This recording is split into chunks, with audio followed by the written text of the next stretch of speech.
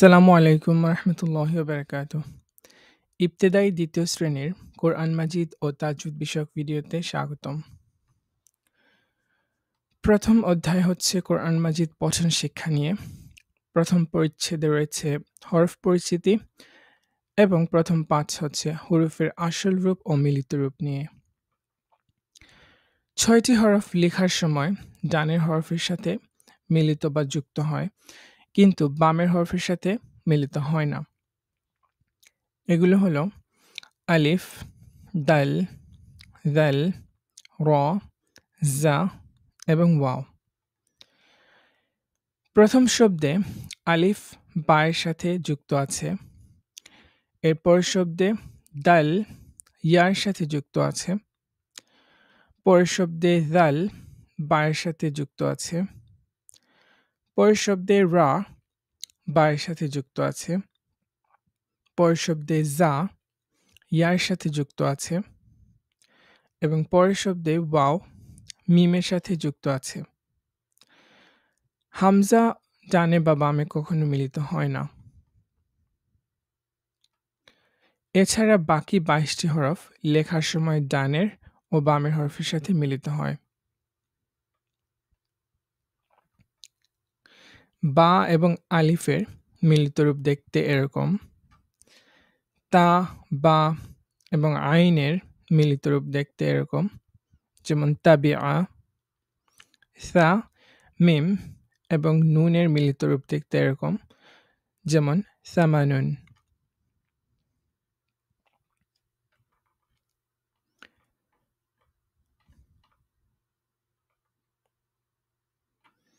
এ পর্যায়ে আমরা শব্দ হতে হরফ শনাক্তকরণের চেষ্টা করি। এই শব্দ সামিআ, এখানে সিন, মিম এবং আইন রয়েছে।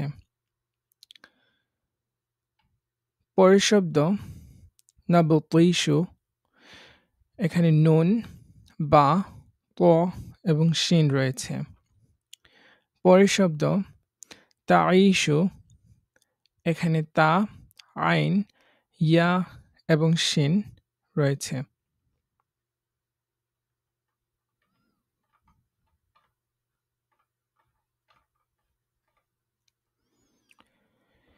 দ্বিতীয় পরিচ্ছেদ হচ্ছে হরকত, সুকুন ও তাসদীদ নিয়ে। মাদ্দের হুরুফ সহ আরবি হরফের উচ্চারণ।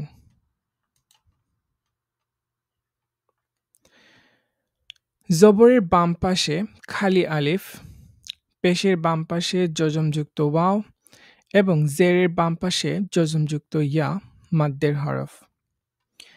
মাদ্দের হরফ হলে সাধারণত এক আলিফ টেনে পড়তে হয়, অর্থাৎ ১ সেকেন্ড লম্বা করে পড়তে হয়। যেমন বা আলিফ জবর বা, বা ইয়া জের বি, বা ওয়াও পেশ বু। এছাড়াও খাড়া জবর খাড়া জের উল্টা পেশ হলেও এক আলিফ টেনে পড়তে হয়।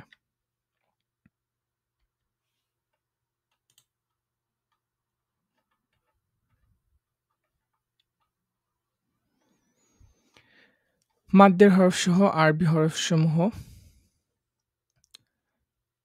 বা আলিফ জবর বা, বা ইয়া জের বি, বা পেশ বু, তা আলিফ জবর তা, তা ইয়া জের তি, তা ওয়াও পেশ তু।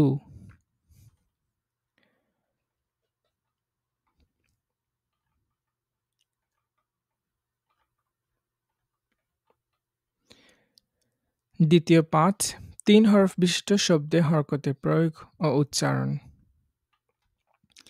এক জবর, এক জের ও এক পেশকে হরকত বলে।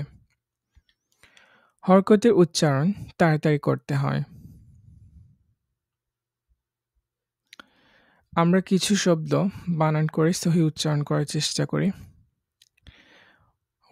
র আলিফ জবর র, ফা জবর ফা, আইন জবর আ, রফা আ। নুন জবর না, জাল জবর জা, লাম জবর লা নাজালা ওয়াও জবর ওয়া কফ জবর ক আইন জবর আ ওয়াকআ নুন জবর না صاد زبر صا را زبر را نصرا فا زبر فا تا زبر تا حا زبر حا فتح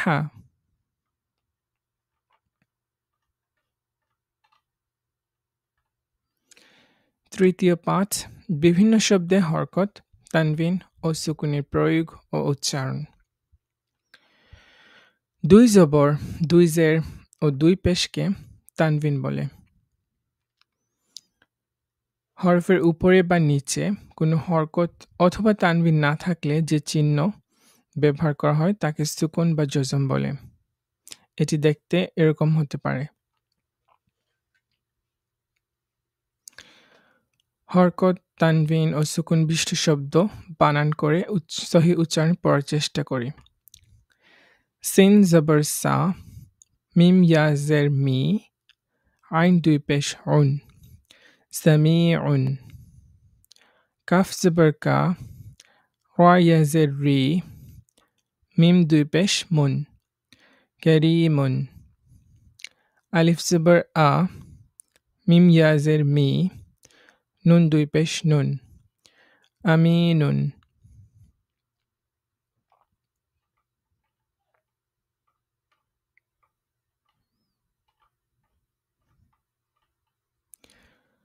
চতুর্থ পাঠ তিন বা ততোধিক হরফ বিশিষ্ট শব্দে তাসদিদের প্রয়োগ ও উচ্চারণ এই চিহ্নটিকে তাসদিদ বলা হয় কোন হরফে তাসদিদ থাকলে সেটি আমরা দুইবার উচ্চারণ করি প্রথমবার তার ডানের হরফের সাথে হরকতের সাথে এবং দ্বিতীয়বার তার নিজের হরকতের সাথে যেমন রব্বা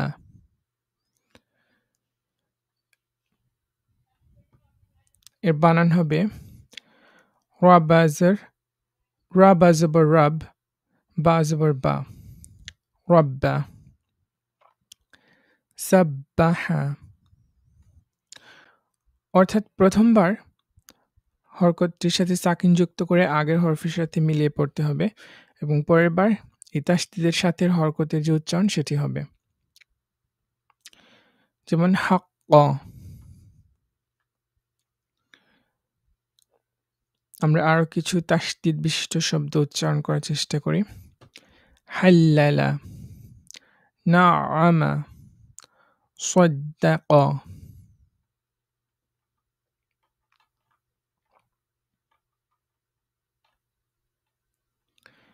পঞ্চম পাঠ হুরুফে শামসিয়া ও হুরুফে কামারিয়া এর পরিচয় ও প্রয়োগ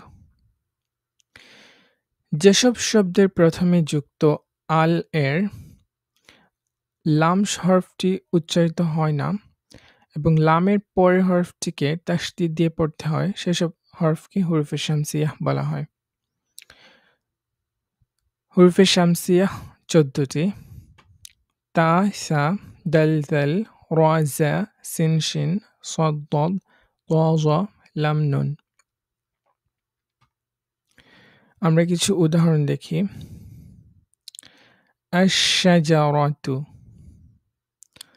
এখানে হুরুফে শামসিয়া হচ্ছে শিন এজন্য লামটি উচ্চারিত হচ্ছে না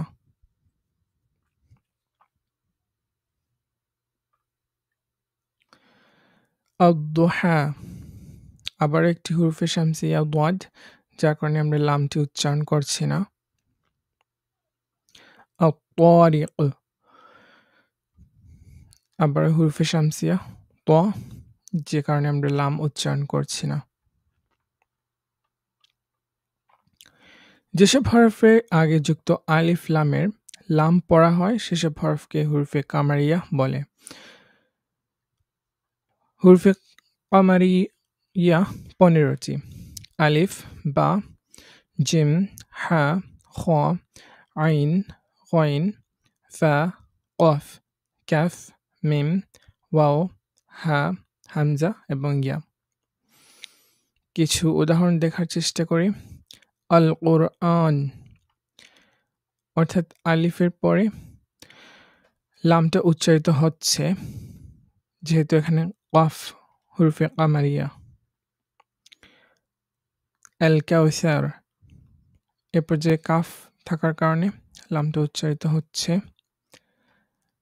আল মাগরিব, মিম থাকার কারণে লাম উচ্চারিত হচ্ছে।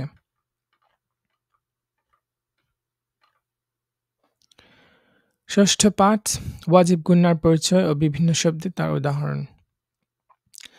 নাকের বাঁশি হতে যা উচ্চারিত হয় তাকে গুন্নাহ বলে।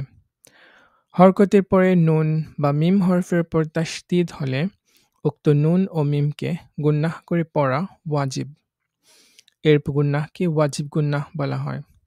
যেমন ইন্না, আন্না, ইন্নামা, মিম্মা, উম্মাতুন, উম্মুন, জান্নাতুন।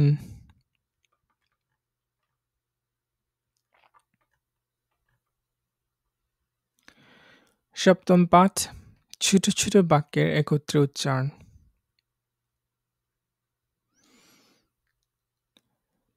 مالك يوم الدين قل هو الله أحد الله الصمد إنه كان توابا فصل لربك وانحر إن الإنسان لفي خسر كلا سوف تعلمون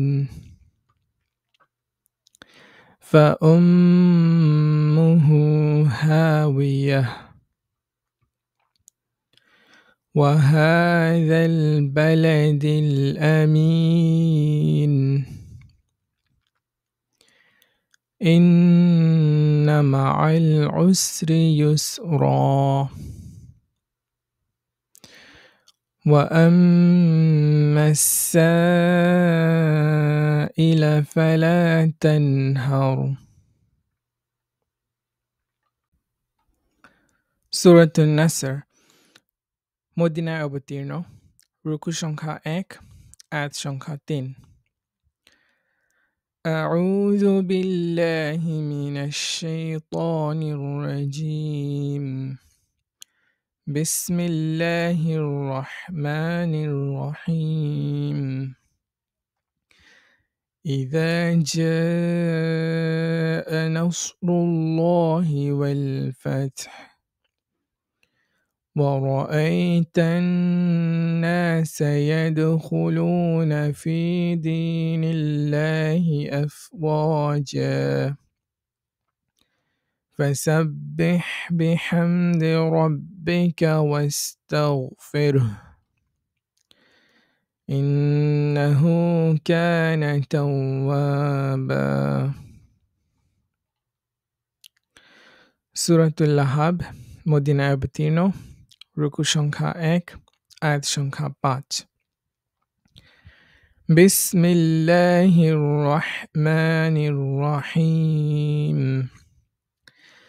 تبت يدا أبي لهب وتب ما أغنى عنه ماله وما كسب سيصلى نارا ذات لهب وامرأته حمالة الحطب في جيدها حبل من مسد।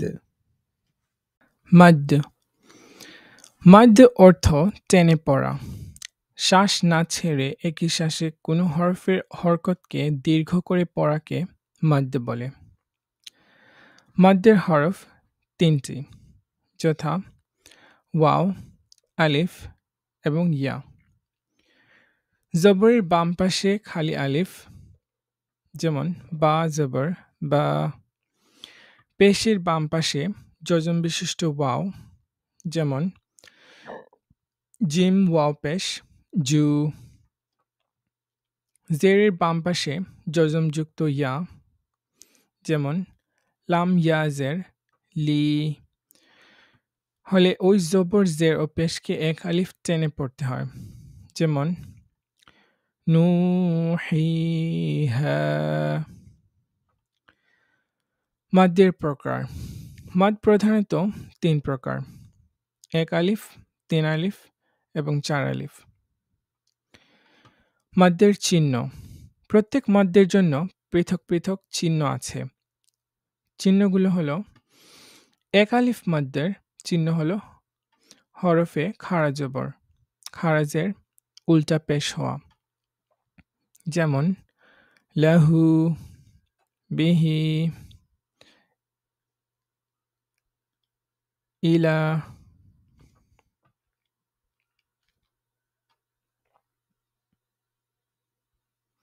৩ আলিফ মাদ্দ। ৩ আলিফ মাদ্দের চিহ্ন হলো এরকম, যেমন ওয়ামা উনজিলা। ৪ আলিফ মাদ্দা।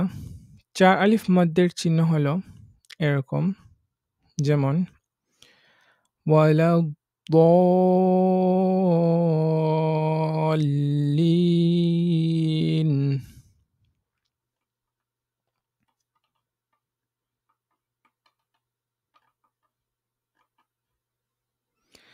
নুন সাকিন ও তানভিনের পরিচয়। ২ জবর, ২ জের এবং ২ পেশকে তানভিন বলে। যজমযুক্ত নুনকে নুন সাকিন বলে, যেটি দেখতে এরকম। নুন সাকিন ও তানভিন পড়ার ৪টি নিয়ম রয়েছে: ইজহার, ইকলাব, ইদগাম এবং ইখফা। ইজহার। ইজহার অর্থ স্পষ্ট করা। ইজহারের হরফ ৬টি, যথা গইন, আইন, খ, হা, হা এবং হামজা। নুন সাকিন বা তানভিনের পর এই ৬ হরফের যে কোনো একটি হরফ আসলে সেই নুন সাকিন ও তানভিনকে গুন্নাহ ব্যতীত স্পষ্ট করে পড়তে হয়, যথা মিন আজালিন, মান হুয়া, মিন হাক্কিন, মিন খৈরিন, ইয়ানঈকু, ইউনগিদুন। ইকলাব। ইকলাব অর্থ পরিবর্তন করা। ইকলাবের হরফ ১টি, যথা বা। নুন সাকিন বা তানভিনের পরে বা হরফ আসলে নুন সাকিন ও তানভিনকে মিম হরফে রূপান্তর করে গুন্নাহ সহ পড়তে হয়, যেমন মিম বাসিন, মিম বাদিন, সামিউন বাসীর। অর্থাৎ এখানে আমি মিন বা না বলে মিম বা, এই নুনটা মিমে পরিবর্তিত হয়, এটাকে ইকলাব বলে। মিন বাদি না বলে মিম বাদি। ইদগাম। ইদগাম অর্থ মিলিয়ে পড়া। ইদগামের হরফ ৬টি, যথা ইয়া, র, মিম, লাম, ওয়াও এবং নুন। ইদগাম ২ প্রকার, যথা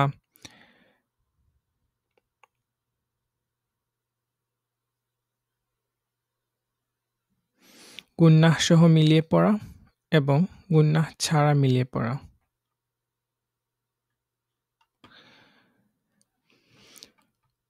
গুন্নাহ সহ মিলিয়ে পড়ার ক্ষেত্রে 4টি হরফ ইয়া, মিম, নুন এবং ওয়াও। নুন সাকিন বা তানভিনের পর ইয়া, মিম, নুন এবং ওয়াও-এর কোনো হরফ আসলে গুন্নাহ সহ মিলিয়ে পড়তে হয়। যেমন এখানে আমি মিন মাসাদ না বলে মিম মাসাদ,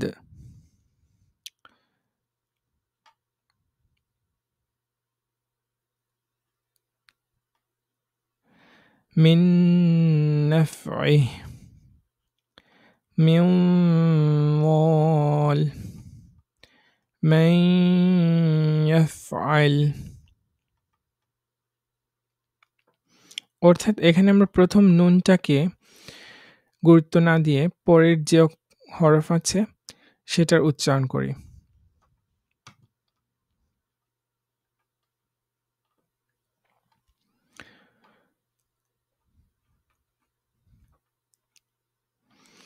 গুন্নাহ ছাড়া মিলিয়ে পড়ার জন্য 2টি হরফ যথা রা এবং লাম। নুন সাকিন বা তানভিনের পর লাম, রায়ের যেকোনো এক হরফ আসলে গুন্নাহ ছাড়া মিলিয়ে পড়তে হয়। যেমন আজিজুর রাহিম, এখানে কোনো গুন্নাহ হবে না। খয়রুল লাকুম। ইখফা, ইখফা অর্থ গোপন করা। ইখফার হরফ 15টি যথা তা, সা, জিম, দাল, দাল, জা, সিন, শিন, صاد, ضاد, ط, ظ, ফা, قاف, কাফ। নুন সাকিন বা তানভিনের পর এই 15 হরফের যে কোনো এক হরফ আসলে নুন সাকিন ও তানভিনকে গুন্নাহ সহ গোপন করে পড়তে হয়। যেমন তার ক্ষেত্রে আনতুম এরকম না পড়ে আনতুম। তারপর সায়ের ক্ষেত্রে উনসা এরকম না পড়ে উনসা। অর্থাৎ যখন আমরা নুন সাকিন বা তানভিনটা উচ্চারণ করব তখন এর পরবর্তী যে ইখফার হরফ আছে সেটার মাখরাজে গিয়ে উচ্চারণস্থলে গিয়ে আমরা নুন সাকিন বা তানভিনটা উচ্চারণ করব। যেমন জিমের ক্ষেত্রে মিন জু, দালের ক্ষেত্রে মিন দিয়ারিহিম, দালের ক্ষেত্রে মুনযিরিন, জায়ের ক্ষেত্রে উনজিল, সিনের ক্ষেত্রে মিন সিজ্জিল। অর্থাৎ যখনই আমি নুন সাকিন উচ্চারণ করছি ঠিক তখনই আমি গুন্নার সাথে সাথে এর পরবর্তী হরফ অর্থাৎ সিনের মাখরাজে গিয়ে গুন্নাটা করছি। শিনের ক্ষেত্রে মিন শাররি, সাদের ক্ষেত্রে ফানসাব,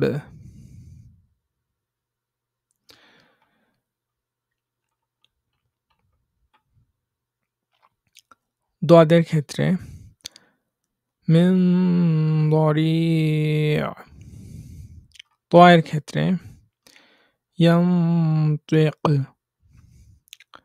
যায়ের ক্ষেত্রে ইয়ানজুরুন, ফায়ের ক্ষেত্রে আনফুসাকুম, قاف من قبل، كاف إن كنتم